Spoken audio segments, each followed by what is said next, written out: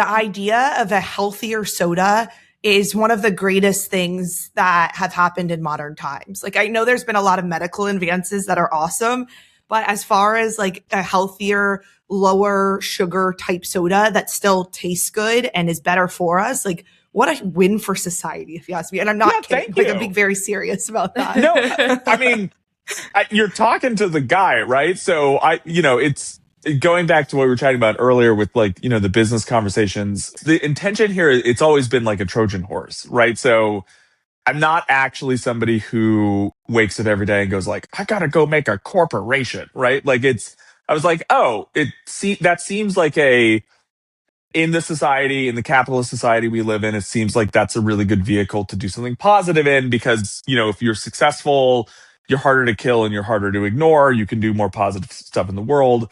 The idea for a healthy soda from my end, is really something I created in like all the way back in 2010. So I had a whole probiotic soda business before this, and that was kind of like the case study for, is this idea of a healthy soda, is it going to have legs and traction? It was super not obvious back then that this is an idea that would even work. Soda had been losing like 10% market share, or not 10%, like a percent market share every year. But that adds up because it's like you give that like 10 plus years and all of a sudden, you've got this enormous category losing market share, but it's still got some of the largest, most strongest, well-capitalized brands on the planet. So it's like, all right, you want to get in, you want to create a challenger brand in this enormously well-guarded, well-resourced category, but also one that's declining. And it like wasn't considered a very sensible thing to do.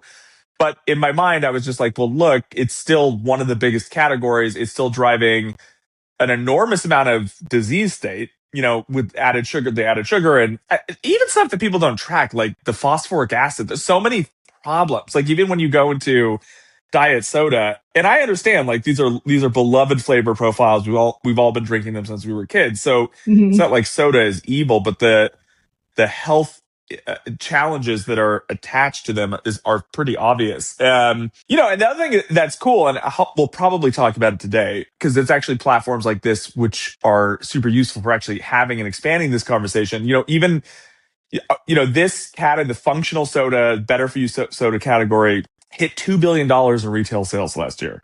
And that is in 7 years since its inception.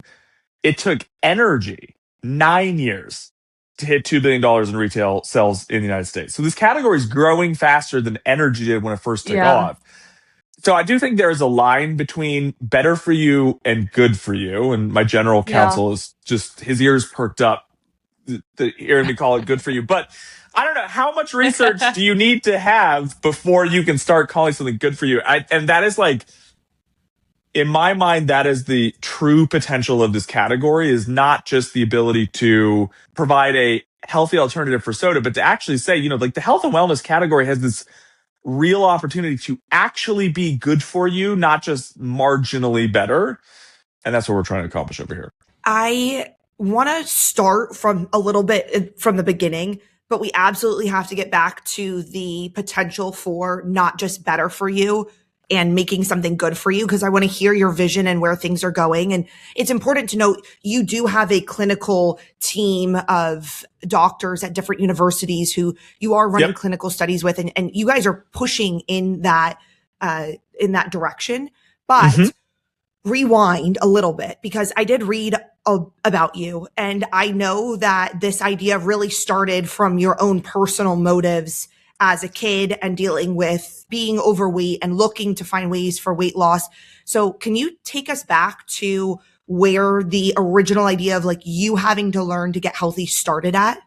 Yeah, no, 100%. Totally. So I grew up, I'm from California, and, we grew up in a low income household. So, there were all sorts of things attached to that, all sorts of stressors, but also included in that is basically you don't have a lot of money for food, for high quality food. So we grew up kind of eating what we could afford. There's fast food that's a part of that. There's a lot of soda that's a part of that. It's, then you become a teenager, start eating your feelings. That wasn't going well. So I remember being a teenager, and totally, I I was rather overweight and I was experiencing like a lot of, anxiety that, and like insomnia and stuff that certainly went like every, most kids going through their early teenage years or whatever have a certain amount of that, but it certainly seemed to be an excess of what was normal. And, actually, it was literally this one day, I was 14 or 15, something like that. But I literally one day, I just had this epiphany. And it's always the really simple ideas, I think, that sometimes can have like the most power because they're easy to understand and act on. But it was basically just like, this sucks. If this continues, there's no way I'm going to have like a good life. And I want to have a good life. Like that simple. So I like literally woke up the next day. I don't know if I'd recommend this for everybody, but I did like, very significant caloric restriction. I started exercising and I lost something like 50 pounds in less than a year. So that was like the starting platform, is like this building of willpower. It was this kind of like, substantial action to kind of become healthier. But then as you're kind of going through that process, I then I like learned what factory farms are, and I went vegetarian for like 8 years or something. And I was like, oh shit, well, I'm still developing. Health has become important to me. So I really should learn about nutrition. And so I have this brain, and it's helped me as an entrepreneur. It's like when I start to focus on stuff, I like really focus on it. So I like learning everything I can about nutrition, and I start eating healthy, and I like get my first job so that I can afford, like, most of the paycheck goes to actually being able to afford, the foods I want to eat. And then that became its whole own very powerful thing, because when you transition from these low cost, nutrient depleted foods that are, high in various, unhealthy compounds, and you switch from that to a very clean, nutrient dense diet, and then you're exercising and you're shedding weight, like, it was a real paradigm shift. And that is important in terms of how it influenced my future, because it was almost like I opened a portal from one world into like another world. Like, I didn't even, if you go your whole life eating unhealthy and being unhealthy, just have the experience in a rapid amount of time of like, whoa, I didn't even know I could like think this clearly, or be this emotionally regulated, or have this much energy, or feel this much optimism. And so that was like very powerful. And it was also something that I could like totally control. I had full control over my ability to eat the way I wanted, exercise the way I wanted. So that has really impacted. And I've thought about the relationship between kind of like our consciousness and how we take care of our bodies and what we feed our bodies. And that plus an intrinsic entrepreneur. I mean, I remember at like 17 or 18, I started a farmer's market booth selling like coconuts, and I was throwing like raves and warehouse parties. Then I was co-executive producer. So I was like doing very entrepreneurial things. I'm wired like that. You merge that life experience with an entrepreneurial nature and like just get after it. We both can relate to not knowing how good you could feel until you get there. And then you never want to go back. You're just like, wait, I have this much energy. I feel good in my clothes. There's so many little things. My mood is just so much better. It turns out I'm not like this angry bitch sometimes. I just was like constantly fighting. It's like, I dealt with a lot of sugar crashes, and I never realized how much that impacted my mood until I could just start to feel more calm throughout the day. I was like, oh wow, this isn't me. What a relief. Like it's good to know. It makes an enormous difference. One of the things that I've thought about in relation to that is, and it's really at the level that you're kind of discussing it now, right? Which is when you zoom out and you look at like CDC data around the number of people with metabolic disease, right? Like something 40 to 50% of people in the US have type 2 diabetes or prediabetes, right? Or this is Gut Health Podcast, 60 to 70% of Americans have weekly digestive distress, right? And all those things end up being these like disease states. And those are a real issue in terms of health outcomes and healthcare costs and all sorts of stuff. But it's also like the lived experience. Like the diseases are the kind of advanced outcomes. They're the advanced symptoms of underlying health issues and challenges.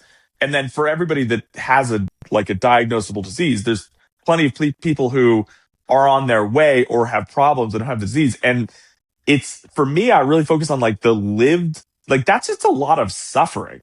Like that's just a Mm. lot of suffering. And that's a lot of people who don't really fully live their like one life, as well as they could have. And to me, that is as big of a problem or a shame as the diseases that end up popping up. That's interesting that you say that because I've had that thought a lot. It is a shame, right? About how many people walk through this world. And it's partly why we started this, is to educate and inspire people to take control of their health. And on the topic of soda, let's say, you see, I don't know if they're considered your competitors, but Coca-Cola, Pepsi, all of those products, they're everywhere. And it Yeah. makes almost like hard to not choose those options, especially if you are maybe like yourself when you were younger, you didn't have that much access and option, right? So it's like when you pair that with already Right. feeling shitty, with low blood sugar that needs to then come up quickly. And so you go for the most sugar option, which is typically like a soda. It's brutal. It really, that like, Yeah. You're it's making such a good point, Jenna. devastating. It's a really good point. And I think about, there is, and this could really spiral out. So you guys tamp me down when it's time to tamp me down. But No, we love it. it was so first of all, this really interesting, and I can send it to you guys afterwards. Team study that I think it just came out of Australia, and it was something like 400,000 participants, like this enormous nutritional study that was looking at the relationship between mood and cognitive function and low cost ultra processed foods. And like the correlation was what you would expect, which is that basically people who regularly ate unhealthy ultra processed foods have lower kind of cognitive functioning, lower emotional stability, but also things as tightly connected as like if you had that on like same day, your cognitive processing would be worse. Now, anybody who's like had junk food can probably tell you that that's true. But the issue is it becomes like hyper normalized. And look, these things they are addiction spirals. Like, and I know that just from personal experience because I lived that before I made these kind of this healthy transition where actually, it was very fun. I drove by a Domino's like a month or two ago randomly, and I looked. They had like a signpost out front, and it was a pizza a day keeps the sadness away. It was like that they put on their little like marquee, and I'm like, haha, it's funny. But I'm also kind of like, kind of though. That's kind of what this whole thing is. It's like Totally. stuff sucks. Stuff is difficult. You got all these Americans who their income hasn't gone up. They're working all these extra jobs just to survive. Like things are very stressful. They feel like the ladder's getting pulled up from underneath them. They're kind of surrounded by like stressful news cycles and all this stuff that adds to a ton of stress. And then instead of like having a society where it's actually like improving your quality of life feels more available. The alternative is, well, we have a bunch of cheap drugs in food form for you. So do you want that? Like, cause you could just like pull the trigger on that really easily. And then it's the people who are oftentimes in the worst socioeconomic situation that are going to inevitably feeling the most stress. And then you have the tack on problems with the lack of accessibility to healthcare and a bunch of other stuff that can come down the pipe from that. That exactly informs the driver behind Olipop, which is just to say, like, look, I dropped out of college at 20 and helped, start up like a kombucha company. And that's where I learned about more about digestive health and the beverage industry and the microbiome. And it like set me on this lifelong trajectory. But, the thing that actually inspired me to move towards soda, and obviously Olipop costs more than a traditional soda, like, but it has to, because it turns out high quality ingredients cost money. Right. It benefits Turns you. out, like, if you want to put 6 or 9 grams of super high quality, diverse fiber in your product and you don't want to use, cane sugar and you want to use real juices and you don't want to use these like cheap, intense acids and you want to use high quality, all that stuff, like that all kind of costs. There's stuff we're doing to drive accessibility, whether it's SNAP programs that we're looking to stay a part of, or the the supplemental benefits we cover in tens of millions of Americans' insurance programs. There's a bunch of stuff we're doing to try to drive more accessibility of cost where we can. But the basic idea was just like, let's meet people where they are. Stop telling them that their only way to health is the $8 kale smoothie. Like, let's just give them let's give them something that tastes just like a soda. And that took a ton of work, but I find that really, really satisfying. It goes back to what you said earlier, which is hey, this is important for society. And what I was trying to get at is like, yes, I feel the same. I'm doing it because I want it to be important and helpful to society. Did you have that in mind? Did you have young Ben in mind and all those people? Or were you just like, because we'll talk about how you formulate all of the flavors, which is wild. Like, would love to hear more about that. Who did you have in mind when you were formulating or conceptualizing Olipop? Yeah, really good question. I appreciate it. Yeah, so it was interesting for me because once I kind of turned the corner on my eating style, it was kind of easy to never look back. Now, look, obviously, sugary delicious things are sugary, delicious things. It is what it is. You can you can get sucked into that at any time. Approached with like moderation, it's all good. But, I would say that I was mindful of my upbringing when I formulated it. But I also had, mindfulness around being somebody who gained a lot of nutritional information and then naturally, especially in my like early 20s, was kind of the annoying guy who wanted to tell everybody about it. And you'd be like, hey, what about this is so hokey. But I remember being like when I was really hardcore about it, I was like trying to convince the people at this party that they should share in my basket of figs instead of eating the cake or whatever. You know why? And everyone was like, bro, you enjoy your figs. Like, right. It's cake time. But that was like very and fair enough. But like, that was I was annoying in my early 20s. So I was part of the problem for sure. But it was this awareness look, it's really layered. It's super, super layered because there's price accessibility issues, and that's certainly one thing. There's normalization. What is normalized across society? That's another thing. Then there's the addictive component, which is another thing. But then there's also the nostalgia and the emotional relationship that people have with certain foods and flavors and brands, because it ends up becoming a part of their identity. Like now there are things that they shared with their family, or that, that I always thought about that with soda, which is like Coke was there for most people on their like fifth birthday party, right? It's like their friends, their family, a can of Coke. And like, who am I or who is Olipop to come in and shame anybody for that? Like, for all of the problems and blah, blah, blah, Coke was still there for these people at these important moments in their life. And that flavor profile is very emotionally important to them. So it felt like something to work with, not against. And the idea just being, all right, it's going to take a lot of extra work to turn this into an adequately compelling version of something that they had this really deep relationship with. But if I'm able to pull that off, I think that's worth the difficulty. You have to find a way to not trigger people's identity defense mechanisms. You have to try to find a way to work with people's identity mechanisms. And you're never going to get there through shaming. You have to get there through finding a way to validate who they are and where they're coming from. As we get into some of the health benefits and the reason that Olipop is this new version of healthier for you soda, what sets Olipop apart from all of the other versions of healthier sodas? Because that market has expanded quite a bit. You said it's hit 2 billion, right? Yeah. So what makes Olipop different when it comes to all of the better for you sodas? I think the first thing is we actually created the category. We're the vision holders for the category. And that authenticity matters because as I kind of said earlier in the conversation, like making a successful beverage business is extremely difficult. I think something like 0.04% of beverage businesses make it to $10 million in revenue. So it's something like 0.01% of beverage businesses make it as far out as we've gotten, or maybe even less. So it's really hard. So it's like, if your goal is just to go make money, there are more efficient ways to generate money.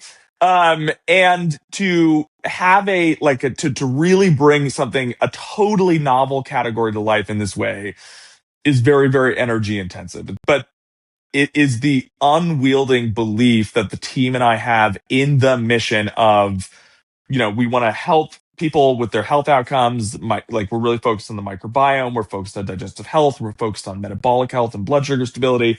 To really do something innovative there is very difficult, but worth it. I would say that a lot of the other folks who ended up coming to the category, I do think have more just been chasing the perceived economic upside. It doesn't mean they haven't done a lot of real work. It's still not easy to create a brand, but you'll notice that most of them copy our font and copy our design and copying our naming structure. And but when you go look at the backs of their panels, go look at their nutritional facts panel, it's like 1 gram of fiber, 2 grams of fiber, right? Or the number one ingredient is white cane sugar, not juices. So you look at the products and you're like, okay, well, that probably costs about half of what ours does to make, maybe less. They have no science. They're not investing in the science at all. Some of them have been very publicly sued for making misleading health claims. And We you're saw kind of just that. all right, look, is it better for most people to drink, a range of products from this category versus traditional full sugar sodas is going to be better for their health? Of course. But the differential between what we are offering, so we have a functional formula called OLISMART. So our shelf-stable version has 6 grams of total fiber from 3 different fiber sources, plus a range of different botanical extracts. Our refrigerated version has 9 grams of fiber from 3 different fiber sources and all these botanical extracts. We have a standing in vitro clinical pipeline with Purdue. So all of our novel formulations goes to that in vitro pipeline. We track shifts to microbial composition. So that would be helping us to approximate what's happening in people's microbiomes when they're drinking the product. We're also tracking short chain fatty acid production, which is these are really, really important compounds that benefit digestion and the immune system and the nervous system. So we're able to see that in these in vitro pipelines or in these in vitro trials, Olipop is very strongly promotive of a family of probiotics called bifidobacterium. If you have a gut health podcast, it's like lactobacillus, bifidobacterium, like Saccharomyces. It's all the major families of beneficial bacteria. So we are very significantly promotive of bifidobacterium across different members of the bifidobacterium family. We also see that Olipop helps in the production of 4 different types of short chain fatty acids. In the shelf stable version, the main short chain fatty acid that we promote is butyrate, which has an enormous amount of research behind it. So feel great about those. Then last year, we did 2 human trials looking at blood sugar stability. So in one, we put a bunch of people on continuous blood glucose monitors. One group consumed a full sugar soda. One group consumed Olipop. The full sugar soda is the traditional danger curve of going from baseline of 95, blood glucose to 145. And then crashing to below baseline. Olipop took people on from baseline to an average of 104, which anything below 110 is generally considered keto, and then gently brought them back to baseline and kept them stable at baseline for the entire measured period, which is 3 hours. That's fucking wild. Now we're going into this year, we're doing a study with over 250 pre-diabetics. We're going to be looking at A1C, blood sugar stability, digestive health outputs. And we're going to do 2 human GLP-1 clinical trials. So basically, we use a multiplication level amount of active ingredients in our product with really high quality ingredients all the way through the ingredients fact panel. And we've got microbiome, digestive health, and human blood sugar data with very reputable partners that we've been building up over time. And and then on top of that, we're part of the supplemental benefits packages for probably north of 20 million Americans as part of their Medicaid Advantage plans. We are now starting to work with managed Medicaid. We are starting to work with FSA, HSA. We're working to get waivers to be a part of these SNAP programs to allow for people to. We were the #1 most redeemed functional soda in SNAP in 2024, something like so. It's like a whole other. You've basically got these folks who are like, I'm gonna stick a gram or two of fiber that might not even be stable in my product with some other cheap ingredients, Right. and then I'm gonna charge the same amount as the market Mhm. creator because the end consumer doesn't really know the difference between the brands, and I'm literally creating purposeful brand confusion to like coattail off of the goodwill of the founder of the category. Or you've got Olipop who's blowing it out of the water on every single science metric and formulation metric. And so, look, I don't have a problem. In fact, I'm thrilled that there are multiple players in the category because you Sure. would not have you can't have a category if there's just one player, and they have all added to the net growth trajectory of the category. So like that is awesome. But I don't love it. Back what we were talking about earlier, there is such a bigger opportunity here in terms of finally having a health and wellness product that is not just a cynical ploy for people's money, but is actually delivering real value. And that is the potential of this category. And that, like, hell or high water, that's what Olipop is going to go ensure gets plunked down as being the standard of the category. I'm not kidding when I say I don't think I'll ever drink an Olipop the same again. Right, Just after all of that, yeah. We're going to be like drinking it, looking around like we're better than you. Like, but not only that, but you mentioned with Coca-Cola that Coca-Cola is a brand that you had at your 5th grade party, and that you aren't going to try to take away someone's experience and their attachment to a brand. But in the same light, the amount of value I place on brands that actually care. There's a huge trend, right? With these better for you versions of whatever it may be, getting really big and then selling off to Coca-Cola or Pepsi or to this massive brand. And you watch all of their loyal followers say, how could you do that to us? Because in the same way, brands like Olipop are creating their own certain special places in our hearts because it feels good to enjoy a product, want the product, and like the mission behind it. Mm-hmm. It just makes it better. And when you still achieve like an enjoyable, delicious product, then it's like it feels like a win on all fronts. Sorry, I know you were going to ask a question. With that being said, how do you stay so mission driven while scaling a, last time I saw it, $1.8 billion brand? Did I get that right? Yeah. Or the value, yes, the value at the Series C valuation was 1.85. Look, first of all, I'm beyond honored, and it is not lost on me. Mm-hmm. I mean, I could work for 1,000 years and not be able to achieve this outcome. Doesn't matter how smart you are. Like, at a certain point, you're also getting lucky, right? So I'm very, I'm massive. What is it, like? Luck equals opportunity plus hard work or whatever. But like, still, it's extraordinary. It's an extraordinary outcome. I think it's easier for me personally to stay mission driven because there's a lot of layers. There's my own psychology, which is I have a very existentialist bent to me. And that's just, I've always been like that. And so I do kind of regularly, even now, take a second to sit back and reflect on like, why are we all here? What is like, and sometimes that resetting of the viewpoint, we can get very stuck in the day to day and in the competition. But for me, if I go too long without getting out of the fray for a minute and taking this more zoomed out look at life, I tend to find I get lost. So I make sure to bake time in to do that. And I'm just naturally wired that way. I think the other part of it though is like, well, who do you think made us the size we are?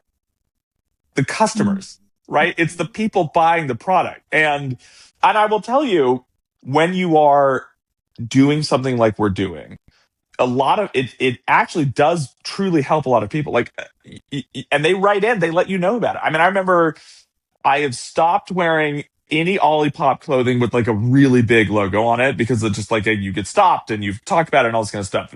But when I fly, I have a very particular, very comfortable sweatshirt that I wear. And it is an Olipop. It's a Viore Olipop hoodie.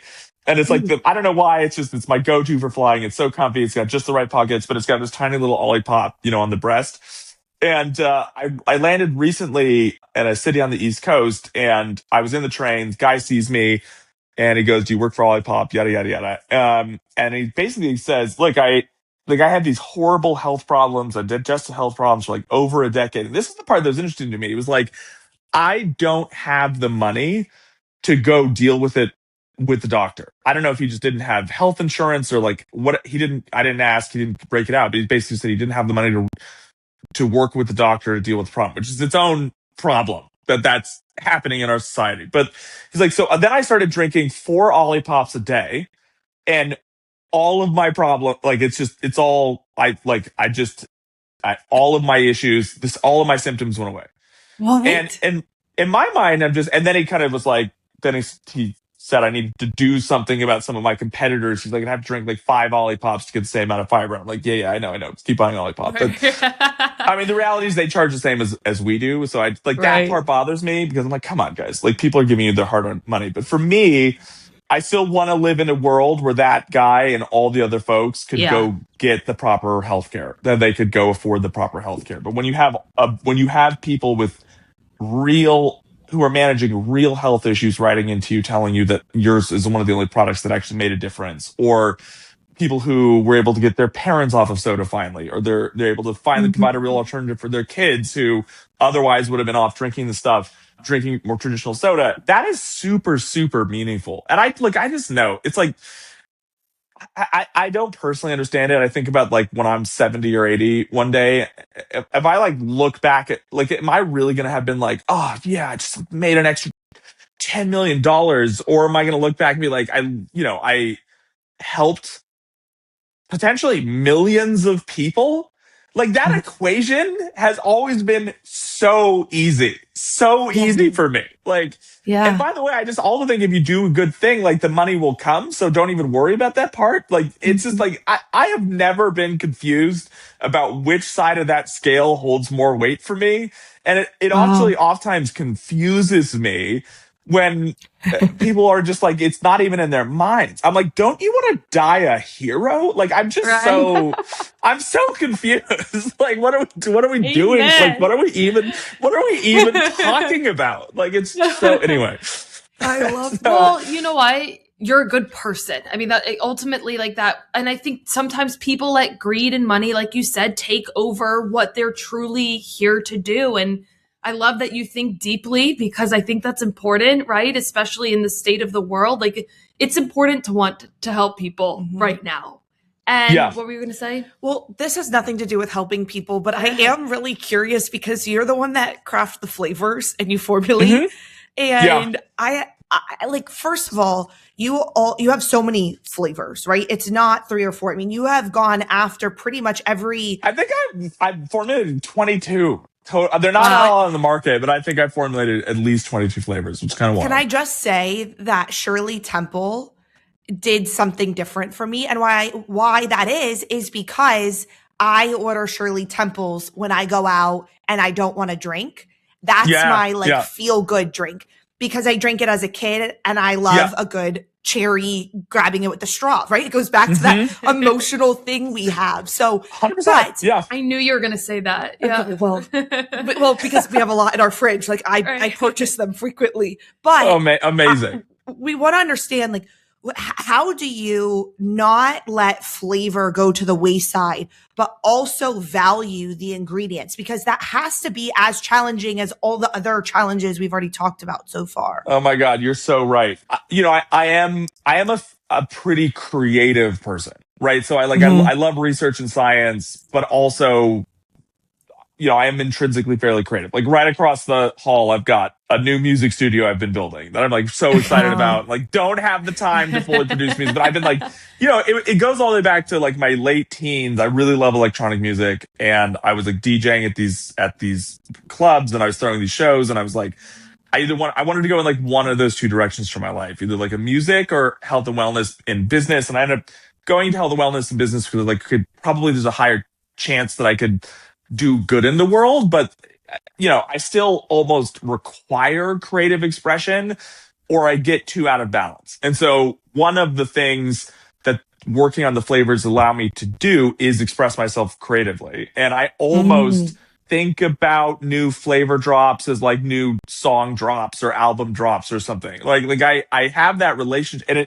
there's certain ways where I'm a very non-linear person with the way my brain works. So a lot of, if you can't tell, talking to me, like letting me ramble at you for minutes at a time.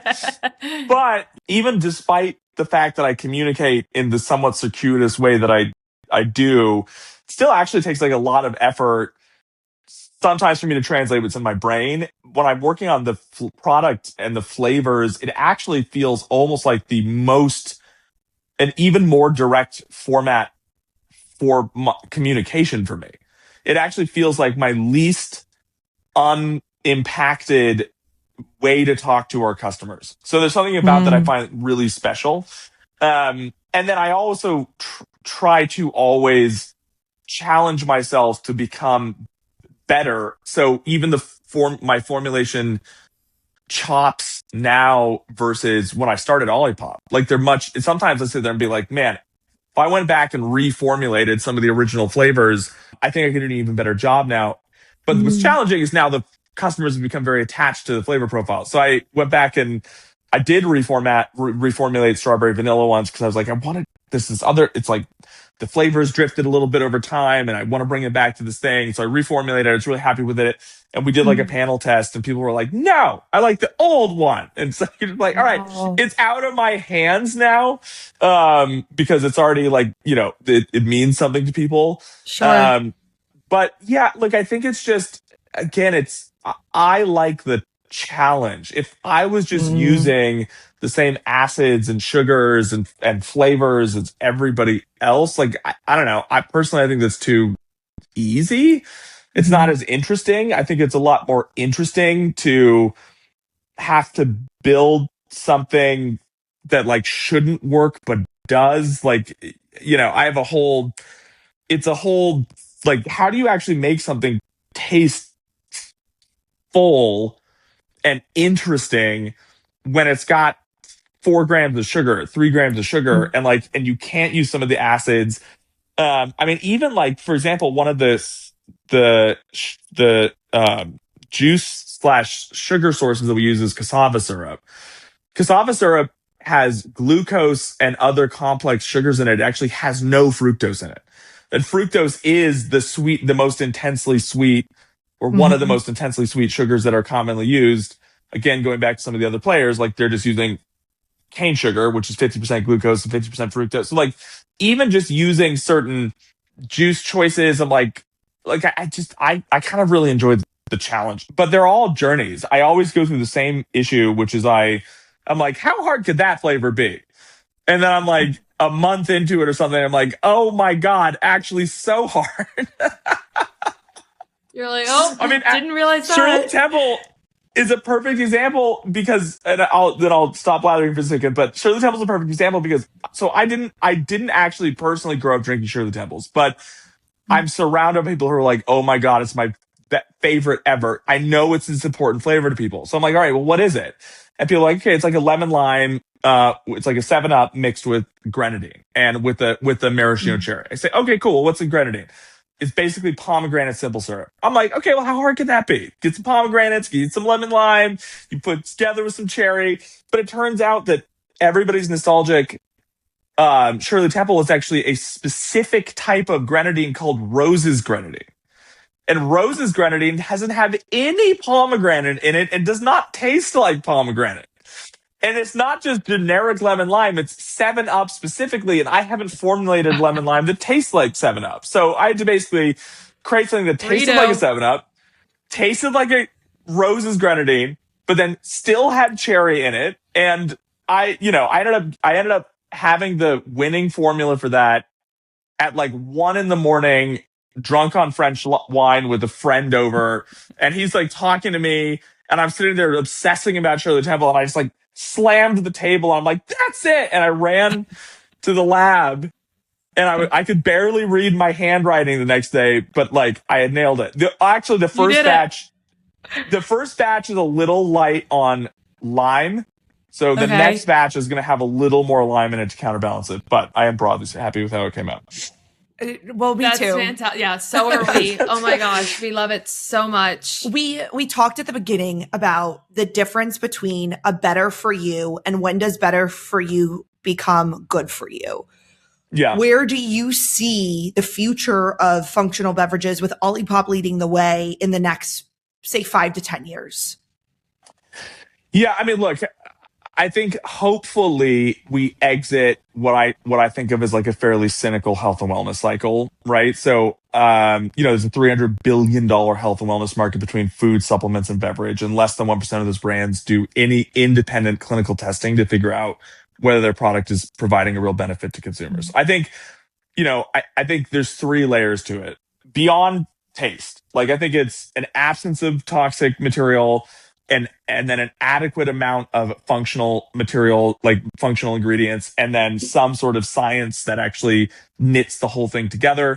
Because you can use the right quantities of the right ingredients, but then they cannot survive manufacture processing, right? They can like break down in the tunnel pasteurization, or they only last 3 months in the can or the bottle or whatever, and they don't actually make it to the consumer at the time of at the best by date for the product. So I really think those are the 3 layers that I hope to see inserted into kind of like the health and wellness side, which I think that's actually the more difficult part. I think there has been a shift towards these kind of like more traditional, like junky foods that, and like whether it's chips with like what Siete has done, or it's cookies with like Hugh and Siete and Simply Mills has done. I'm friends with the guy who created Rip Van, and like those are some very cool, like low sugar, he's making like, wafers and cookies and all that kind of stuff. So I think the portion of it that is kind of folks making healthier versions of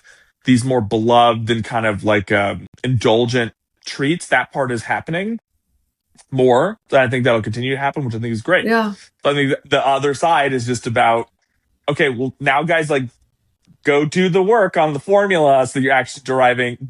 And by the way, I think that's really needed because consumers tend to accidentally paint things with too of an oversimplified brush sometimes. And so if people are like, the ultra processed food thing is really top of mind for folks right now, and it should be because they're largely a problem.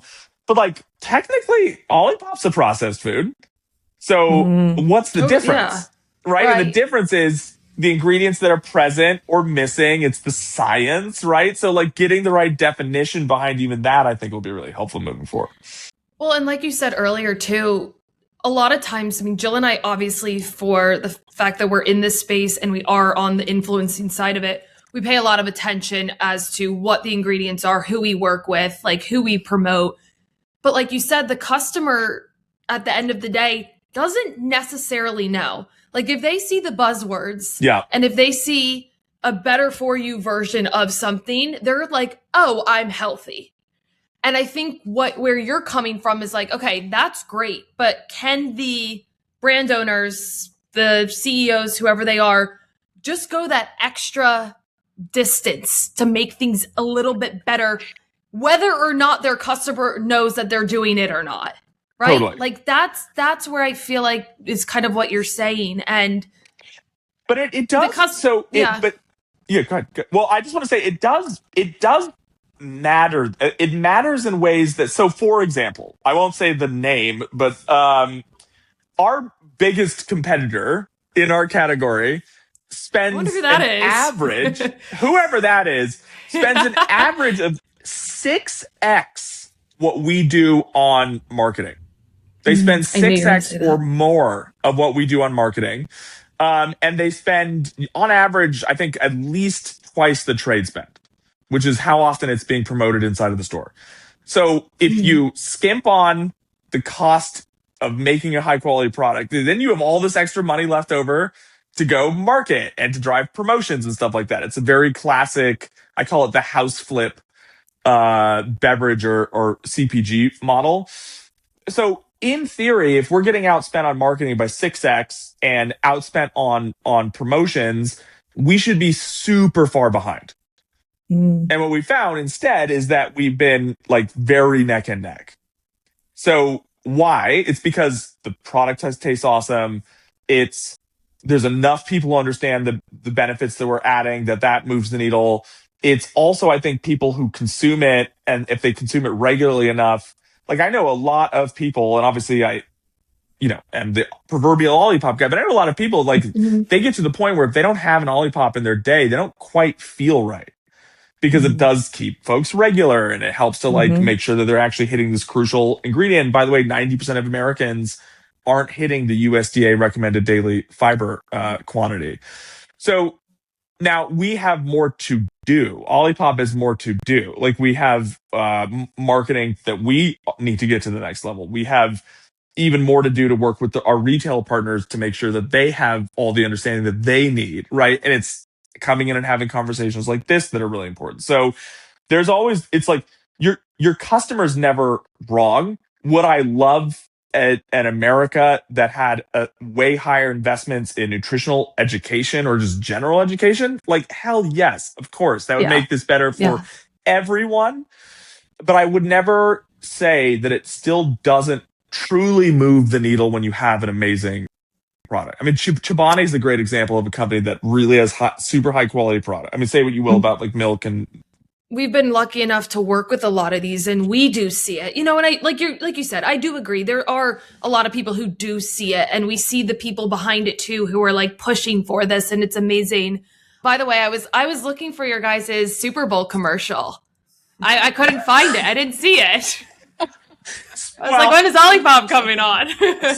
Yeah, I mean, I would be surprised if we didn't have them by next year. But again, it's like, look, it's where you want to put your money. It's like Super Bowl commercials cost $5+ million to shoot. Then if you have a celebrity, you've got to pay them. Then it's something like, I don't remember. It's more than 10 just to get the slot.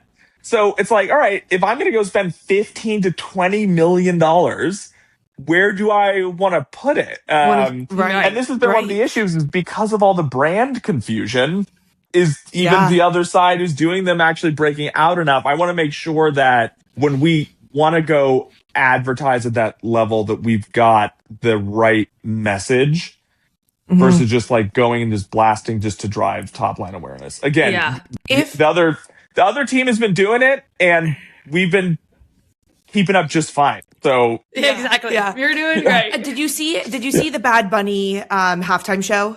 So I didn't happen to, because I'm not an enormous sports fan, so I will go watch it. You're like, I didn't watch the Super Bowl. No, I'm asking because they had all of these people dressed up as grass, so that way they could actively build the set really quickly.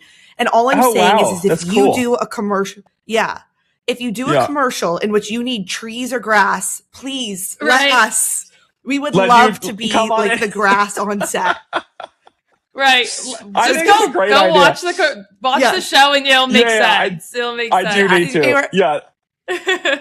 Perfect. I will. And then I'll write you'll get it, and you'll be like, Jill and Jenna. Perfect. Yeah. Jill and Jenna will be the grass. You're like, all you're of our hired to truest be supporters the grass. Get to be part of the fauna. Yeah, calling it as grass. Exactly. We're gonna finish with a little rapid fire, just fun questions. Cool. So to kick us off, what is your favorite Olipop flavor? So I always have I have rotating favorite flavors. I think right now I love Ridge Rush, grape, tropical punch. I love a good orange cream. I did also just formulate 2 flavors that are coming out this year that I can't announce yet. But holy shit, I think they're way up to the front of the line in terms of favorite flavors. Really? Yeah, ooh, one's going to be out summerish. One's going to be out summerish, and one's going to be out autumn. And one of them has been on my mind for the last like 2.5 years, and the other one is a little more recent, but I'm very, very happy with how they came out. Amazing. What is the best performing Olipop flavor? So it is a lot. So I think like you kind of have your like OG classics, your cola, your root beer, your strawberry, the cream soda and the grape both done really well because they really took off at Walmart. Orange does really well. So yeah, it's a mixture of kind of it's either older flavors that have had more time to get universal kind of Interesting. store coverage, or Mhm. it's specific flavors that really took off in a big retailer. And those are kind of at the front of the line. What is another health and wellness CPG food company that you feel like is crushing it from their specific market? So I listed a few because it's funny because I don't oftentimes pay a huge amount of attention to brands, but I did actually list some of the ones, from like a holistic perspective. Like I said, like I think Chobani's doing a great job from marketing to products to health to quality. My friends over at Simply Mills, Hugh, Rip Van, Seti obviously sold to Pepsi, but I still think they have a bunch of good products out there. So yeah, I most of the time I watch the formulations. I really have a lot of respect for anybody investing in what I call nutrient density. Like they're putting nutrient density into the products and putting like more unusual ingredients into the products. I really love that. I love that approach. Lastly is, I don't think you can share. You said we were going to ask, what's your dream flavor to create? But it sounds like they might be coming later this year. I literally made one of them. I made one of them that's coming out this year. One that I well, so there's two. So one that I haven't made yet is, and this is a little bit basic, but I really have been like, it would be so fun to make a birthday cake flavor. And then I need to go check and see if those food grade sprinkles are sketchy or fine. But I was like, if it tastes like birthday cake and then had the like sprinkles in it, that'd be super fun. Yeah. The other thing I really do like the idea of is I just want to I want to do like a Jolly Rancher line with Jolly Rancher. Ooh. Or I was annoyed when Poppy did something with Oreo because that was like a specific brand that I thought about. But Damn. I like the like other side of it. Like if we did an Oreo flavor and then Oreo did an Olipop Oreo, like a strawberry vanilla Oreo with like lower sugar and it has some fiber in it. So they're off the table in theory, but there's a bunch of these other super cool legacy brands.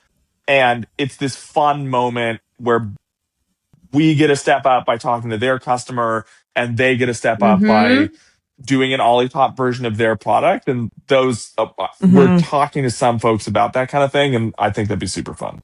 Yeah, cool. I love that.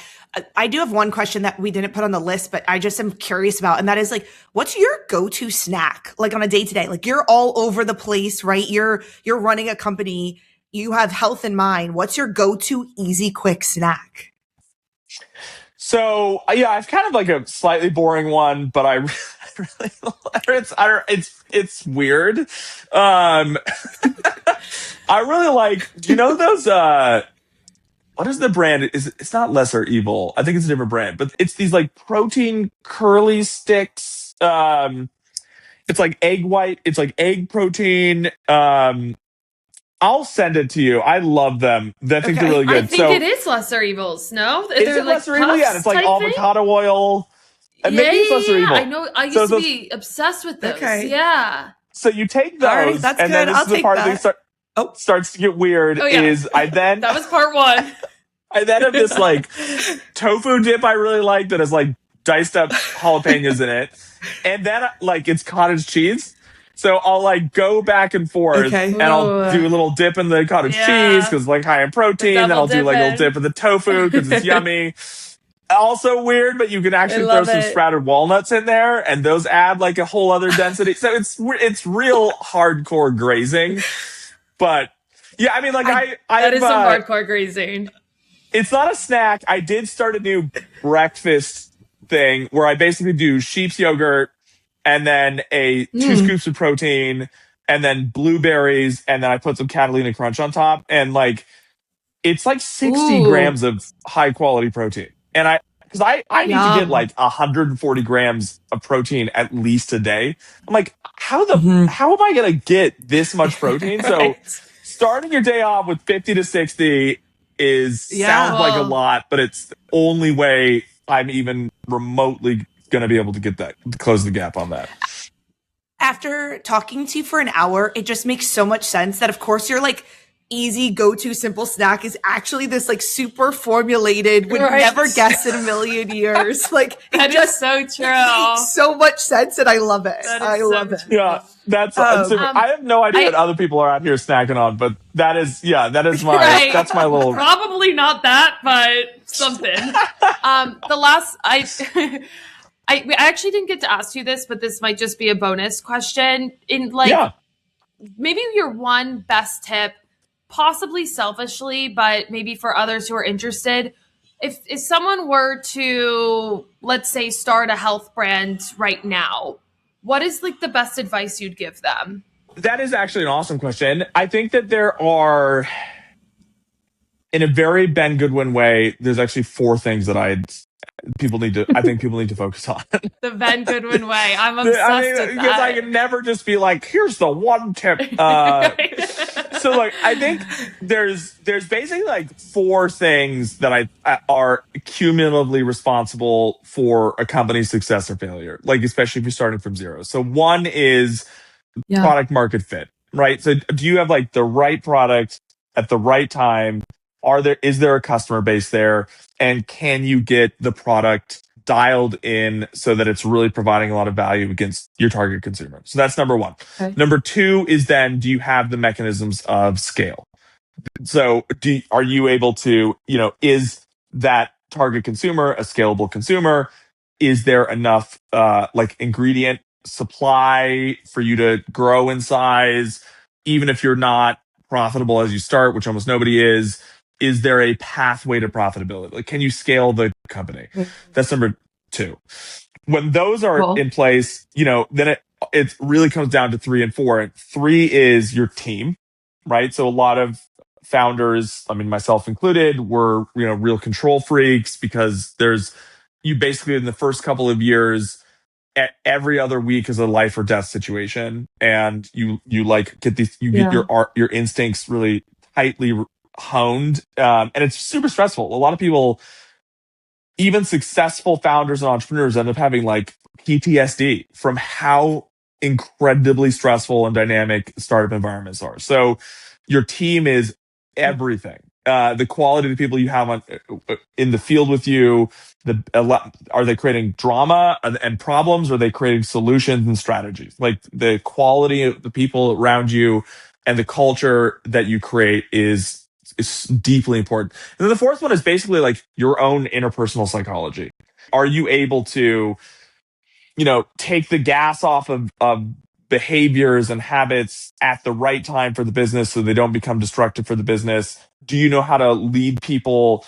Are you able to manage your own emotions? How self-aware are you?